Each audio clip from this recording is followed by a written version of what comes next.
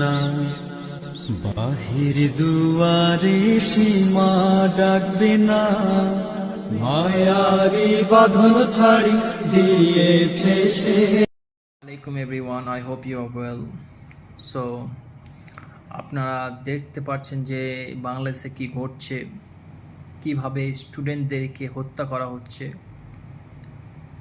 কারা করছে, তাদের দেশেরই রক্ষককারী পুলিশ, তারা কি ওপেন ফায়ার করছে স্টুডেন্টদের ওপর। টিল নাও 100 থেকে 150টা প্রাণ চলে গেছে এখনও পর্যন্ত। কত মায়ের কোল খালি করে দেওয়া হচ্ছে এবং হচ্ছে, যেটা